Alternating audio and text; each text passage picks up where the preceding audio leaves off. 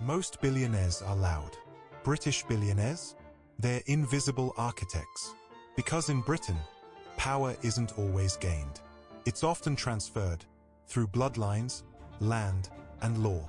The empire may be gone, but its infrastructure still feeds the elite. Let's be clear, Britain didn't just conquer the world. It designed a system where wealth could be preserved forever. That system still exists. And the British billionaire? He knows how to use it without ever raising his voice. Start with birth. In the US, wealth starts in the startup garage. In Britain, it starts in the estate registry. Your grandfather wasn't just a farmer. He was a land baron. Your school wasn't just private. It was a pipeline to Parliament. A countryside manor in Yorkshire. It's quiet, understated, historic, but behind its ivy-covered walls, a trust that owns 27 properties, stakes in banks, offshore funds, and board seats across Europe. The owner, not a tech genius, just a caretaker of legacy. This is the British billionaire secret. They don't build empires from scratch. They manage centuries-old structures, updated for the modern game. And while others chase disruption, they ensure continuity. Their power is embedded in a land titles, a trust law, an institutional equity, a cultural narrative. It's not hustle, it's heritage weaponized. But don't confuse quiet for weakness. The British elite wrote the rules of capitalism on their terms. They helped draft global finance. They designed modern property rights. They created the concept of offshore wealth, from the Cayman Islands to Jersey.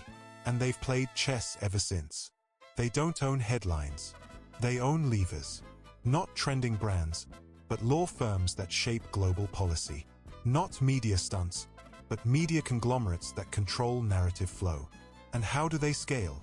Not by building, but by refining, shielding, and positioning. Where others buy jets, they buy access. Where others launch brands, they launch foundations. And where others shout, they whisper. Through art, academia, and aristocracy. This is how the empire survived, not as land, but as architecture of influence. And today's British billionaires are not just heirs. They're editors of that architecture. In most places, billionaires play the game. In Britain, they wrote the rules. And they wrote them not in tweets or deals, but in parliament chambers, legal documents, and private clubs. This is where fairness becomes performance, and access becomes inheritance. Let's talk about institutions. The average person sees Oxford, the BBC, or the royal courts as public tools. But for British billionaires, they're fortresses of continuity. You don't just attend Eton. You get trained in how to inherit an empire with good manners. You don't just sit on a museum board. You shape national culture under the veil of philanthropy. Even the concept of a trust, a legal vehicle used to protect and transfer wealth without taxation, was perfected in Britain centuries ago. Why? To ensure the bloodline never bleeds assets. A stately home passed down for 9 generations. On paper, it's owned by a foundation. In practice, it funds political candidates, controls regional zoning, and influences local economics. No tweets, no scandals, just structured power. And while the rest of the world debates wealth taxes, British billionaires already moved their assets to crown dependencies and offshore guardians. Because the laws they wrote were never meant to trap them, only to appear equal. Now look at titles. Lord, Duke, Baronet. They sound quaint, almost ceremonial. But behind each is a network of land, legacy, and leverage. The House of Lords still influences law. Country clubs still filter access. Family names still open doors no tech IPO can buy. That's the illusion. Britain feels democratic, but its elites still function like monarchic operators. They don't buy influence. They inherit infrastructures of control. And this structure is so seamless that even new money learns to mimic it. Russian oligarchs, Middle Eastern tycoons, Chinese real estate giants. They all send their kids to Harrow, buy Mayfair townhomes, and host fundraisers for British charities. Why? Because British billionaire etiquette is a global onboarding program for elite permanence. And the system? It self-replicates. Every generation is taught how to protect the family's footprint.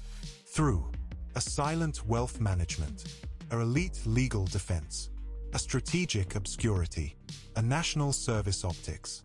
They don't scale by disrupting. They scale by embedding. What do British billionaires actually own? Not factories, not flashy startups, not viral tech. They own something deeper, the infrastructure of wealth itself.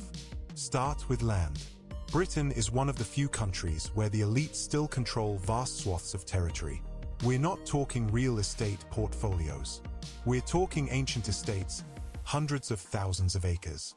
Land that predates modern borders and still determines power today. Here's the twist. Most of this land doesn't show up in flashy Forbes reports because it's wrapped in trusts, offshore holdings, and historic family titles. Some British billionaires don't own land on paper. They control it through law. A quiet manor in Wiltshire. Nothing flashy, but the estate owns rights to underground minerals, tenancy contracts across counties, and old canal routes converted into private revenue streams. That's not just land. That's economic territory. Then come the law firms. Top-tier British billionaires rarely go viral because their lawyers speak louder than their press releases. Legal architecture is their invisibility cloak.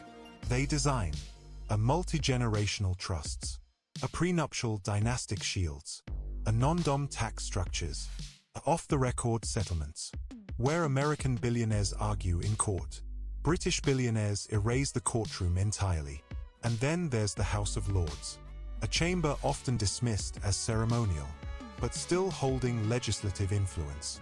Many billionaires, or their kin, sit in it. They vote on laws, while also structuring the loopholes. Conflict of interest? Only if you believe they play by the same rules. The point is this: British billionaires don't chase visibility. They chase permanence. And permanence requires infrastructure. They invest in a heritage property, a law networks, a cultural institutions, political access points, not to show off, but to shape the terrain everyone else must walk through. Even when new money arrives, it often gets absorbed, because to survive in Britain's elite class, you don't disrupt the system, you buy your way into its rituals. And that's what makes the British billionaire unique. While others compete for attention, they compete for architectural dominance. You might own a company. They own the land it sits on, the law firm that protects it, and the title that outlasts it. Some billionaires buy power. British billionaires? They curate it. Because in the UK, money alone doesn't make you elite. What matters is how you show it. And more importantly, where you're seen. This is the domain of soft power.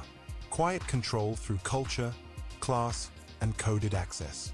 Let's start with clubs. Not nightclubs. We're talking private institutions like the Garrick, White's, the Reform Club. These aren't just social spaces. They are filters.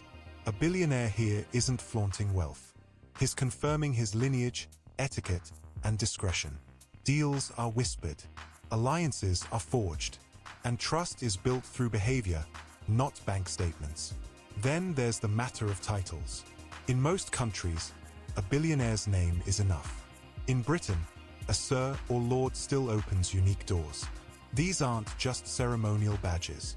They are cultural keys. A title allows a billionaire to chair university boards, patronize royal events, and engage in politics without being seen as partisan. And now, let's talk about cultural ownership. British billionaires don't just invest in businesses. They invest in taste.